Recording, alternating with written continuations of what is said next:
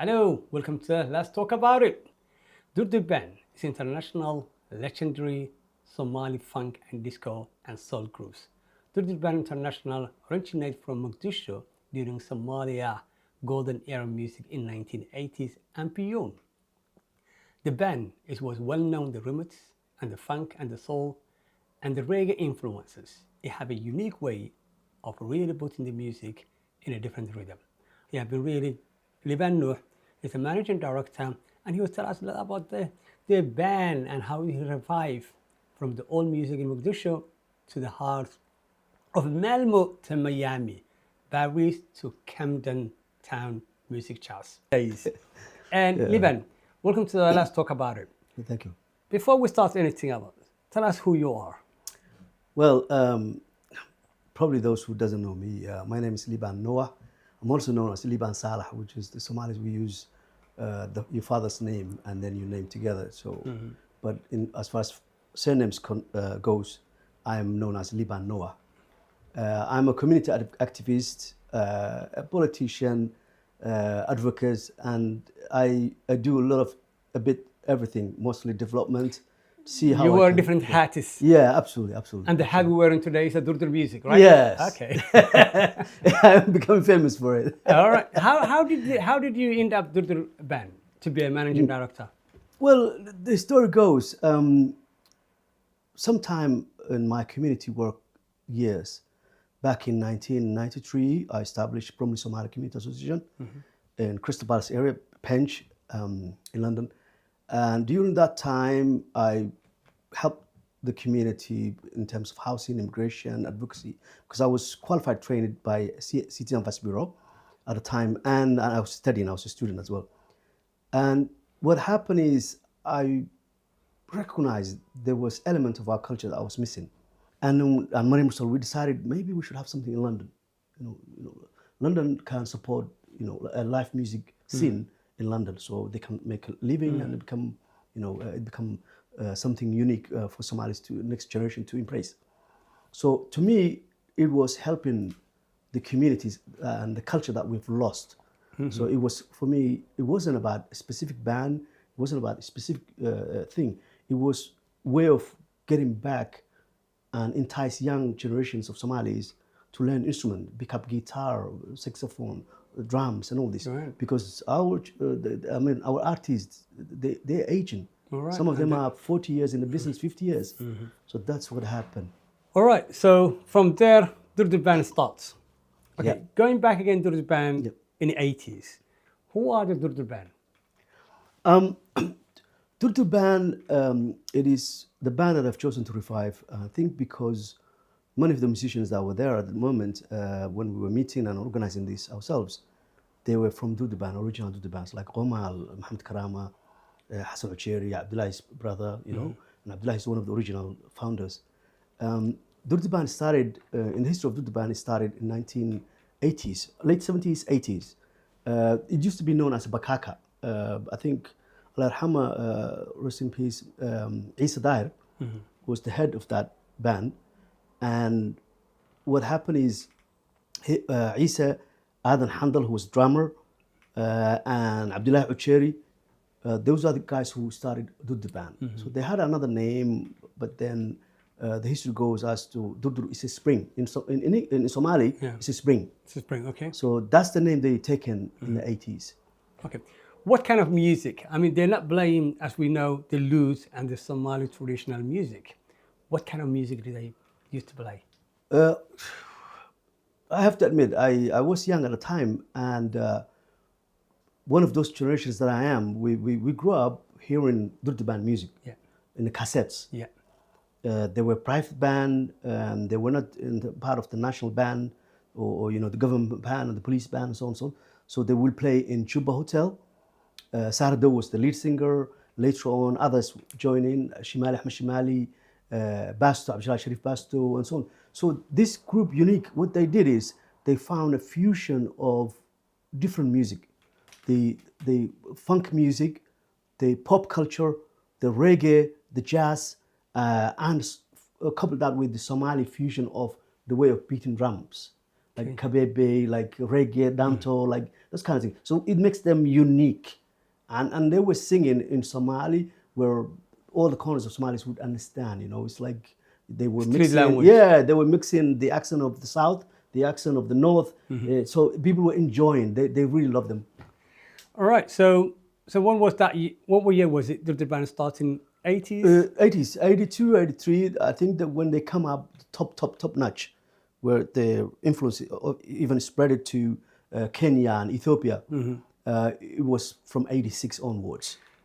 So what do you think it makes unique Dur Dur Band for the new generation as well as old generation? I think that would be my work. You see, what happened is 2009, when I put it together, Dur Dur Band, and we named it Dur Dur Band International ourselves, we put a lot of videos so that people get interested in the history. And then the record labels started, pirating some of the music, and because they didn't know. And one of the things that is unique about Somali music, regardless who played, including Wahbari and so on and so forth, it has an essence that appeals to non-Somalis. So it's almost international standard. Today we're the only band that, one of the few bands that can sing their own language, their own mother tongue, and people still enjoy and feel energetic about it. Good, great. So you bring Dur Dur Band to the global stage. Yep. Most of the audience is a non-Somali. From Malmo to Milan, Yep. Milan to Berwick, in the heart of London in Camden Chance House. I have followed you so many times. What makes you to do that? Why did you bring this stage so global? I think initially it was a difficult job for me because Somali artists are used to a government support. So they were mostly working for the government. They would get their wages and monthly wages and so on. So they were not learned competitors. They were not competing. They weren't able to compete with, normal musicians like normal here. The bands are self-invest.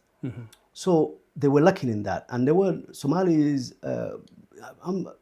It's kind of difficult for our people to support music because our people become conservative. They change, and they believe in music is haram. So it makes it difficult for us to get funders, supporters and sponsors. So it was down to me, my own money, my own time, and I have to rent a studio, I have to buy equipment, guitars, amplifiers. So it's a huge investment, and my time went into it. And luckily for me, later on, when Somali music people saw on televisions and University TV recorded in New Year 2011, we had our own show gig, first gig in To The Rose, 2011 New Year. Then people get interested in it. And later on, the record labels like Analog Africa coming in, they want to license some of our records, the original Dur Dur Band music. So it becomes something people love. And through that, I was able to sustain the band, later stage. And what happens is we've been invited so many shows. BBC recorded live music, in central London, the studio they have, one of the best engineers. And we had a BBC Six Beat Childs, Beat Girls to have an interview with us. So it became a huge phenomenon. So you coming in more like a more international music band. Yeah. What was the challenge? Oh, my challenge was one with our culture is a little bit laid back. So a lot of stress goes into rehearsing, sound checks, and so on and so forth. But most of it was financial. I have to find means to continue to entertain them, to sustain the band, to play. And my God, it paid off at the end. But at the beginning, it was difficult. It's a challenge. Can you walk me through how typical day will look like the band? How they're rehearsing it when they're coming together? Yeah, this is our day for getting the program going. Rehearsal day for us, to me, I really dread. I dread that day because it's so much work that I have to do. First of all, I set a timing for them, so send the messages. hire a studio. We used to have our own studio in Halston, but to pay it become very expensive, monthly rent and all that stuff. So later on I decided maybe, every now and then, every month, maybe 2 or 3 rehearsals together would be much better. So many of the band members, they live in different places. Some of them even, Amartezio used to come from Milton Keynes, drive all the way for the day, for the rehearsal. So 3, 4, 5 hours of rehearsal, studio hire, we come together, we get our equipment sorted out, and then we start the work. And so that's how we survived. And when it comes to African musicians, they're always laid back. Coming on time is more difficult. How was the challenge for that as an artist? It is still a challenge today.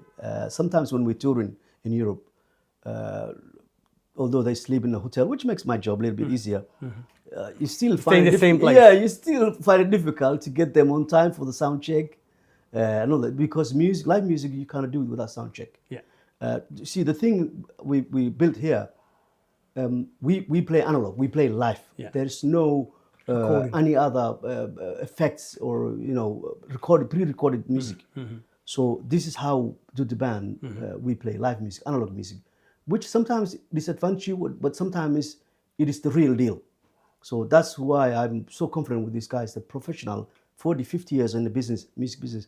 They're really brilliant.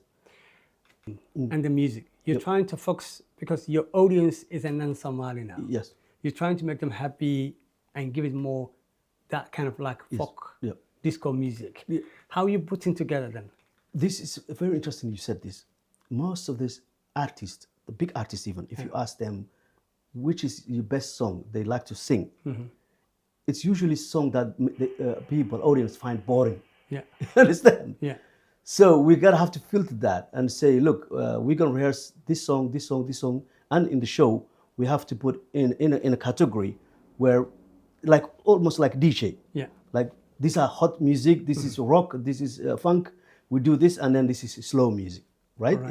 So that's how we categorize it to keep the momentum going.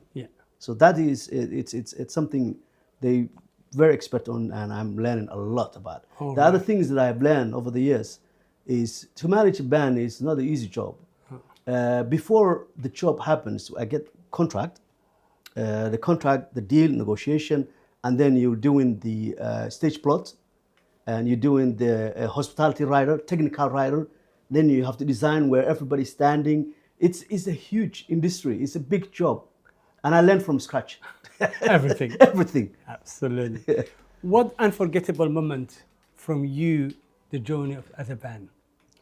Oh, there were so many. 2018, we were playing in a place called Fashion in Stockholm. This is story always gives me goosebumps when I think about it.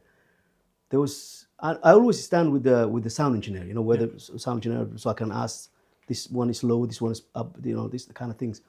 And then all I noticed was a young, beautiful Somalian girl, about her 20s, pulling my jacket, Abo.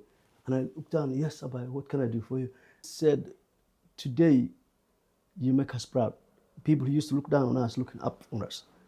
And that spiritually really lifted me up. How unique the music is, how we make the young generation of Somalis to feel they have something to share with the rest of the world, and something that they to be proud of. So that kind of thing make my all difficult times to forget and enjoy the moments. And how did the people see Somali music now? We have a huge crowd followers, non-Somalis mostly, but also the Somalis now. London Jazz Cafe, we sold out tickets within. So in February 20th, we played London Jazz Cafe, the permanent venue in London, and we sold out. Tickets were sold out. So they have to book us again for another one within 6 weeks. Wow. So, and this one was different because there were a lot more Somalis, young generation that were coming. It started with something. Non-Somalis and friends from the university and all that will come to Somali person and say, oh, I'm going to a Dur Dur Band show. What? is there a Dur Dur Band show? The Somali person replied. Yeah. And, come with me, I'll show you. You don't know your own band? And then they will come. It started like that. So you're coming more international. Now they than what- own it. So Now the they- Somali young people own Right. it now. Yeah. What advice would you like to give young African artists, the upcoming artists? I would ask them to stay natural, and the music has to be real life music.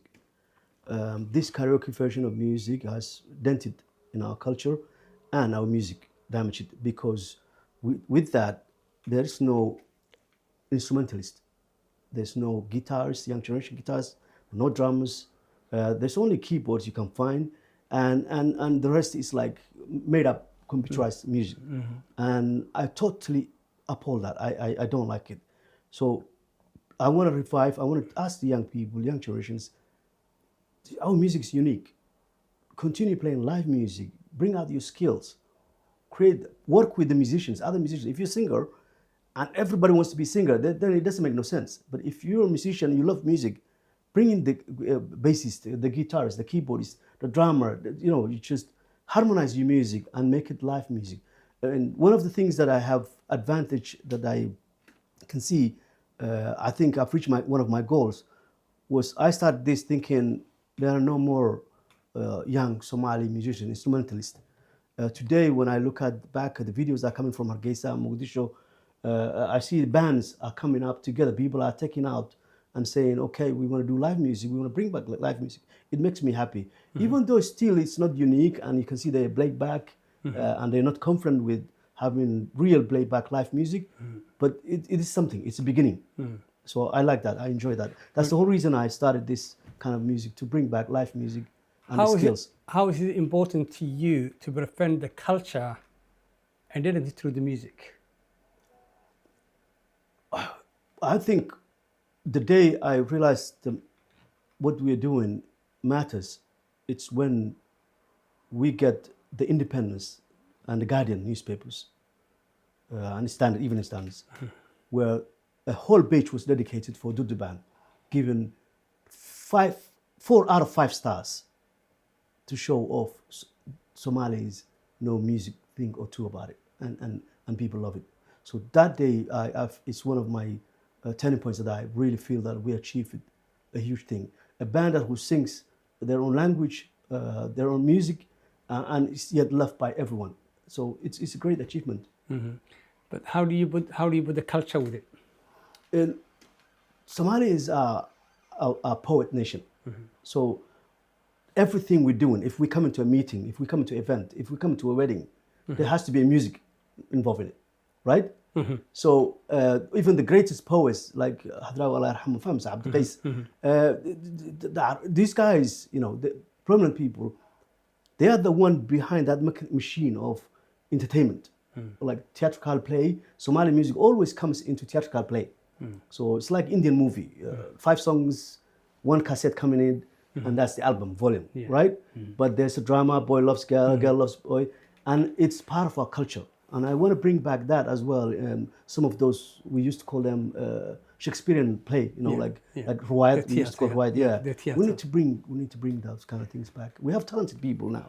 But where do you see in a 5 years' time Dur Dur Band International? At the moment, I encourage them to recruit young singers, like Najm Shad, Farhafiska already works with us, many others. I want them to come up and put us in a position where we can sell them to non-Somali audience, like put them out there in festivals and so on and so forth. So, and also I want to do projects that encourage young Somalis to skill transfer from musicians and to the young generation. So there's still huge work that needs to be done, but I think I will leave the rest of the people to take it from where I left. So, if Dur Dur Band will collaborate any artist international, which artist would you be involved with Dur Dur Band? Robbie Williams. Robbie Williams, that's great. Yeah, he's a very talented musician. I like that. So there are many bands that we could. In fact, some of them reach out, collaboration work, but it's still in the pipeline. Something that's going on, And to me, I gotta have to be very confident to take on that, kind of like. Recently, we had a huge interest in people trying to kind of DJ and update our music into another level, to put their songs and even in their shows. So these kind of things are still, we still have a long way to go, but I think we just crack the wall. We break the barrier for next Somali musicians and young generations to come in and become mainstream music. Time's running, and this is my last question. What do you want fans to feel when they leave the concert? I want them to feel joyous and happy. Look, we've been great places. Barbican is one of them. December last year, 2025, over 1,500 people. That's the full capacity. And when people come out, they were really joyous. It was amazing experience. It's like playing in the national theatre of your country. That's what Barbican is. So to reach that level, from where we come from, to that level of playing that prestigious space, is a huge achievement. What is the next gig? The next gig is coming in Sweden. We are traveling to Gothenburg, I think. Göteborg. Göteborg, yeah, Göteborg. Yeah. It's one of those festivals. Yeah. And we still have few jobs lined up until the year. But main ones are the festivals. In London? Any gigs coming in London? There is a talk, me and promoters are talking about in somewhere, the venue, the huge theatre in, where was it? Near Hackney, Dalston area. Dalston, yeah. Yeah, so that is still It's not yet, cooking, yeah. Well, hopefully I'll see you there. Thank you. Levan, thank you very much for coming. Thank you. We're really happy to have you, the managing director of Dur Dur Band. So, my name is Adam Duria. I'm your host of Let's Talk About It, the East African podcast. So till next time, I will see you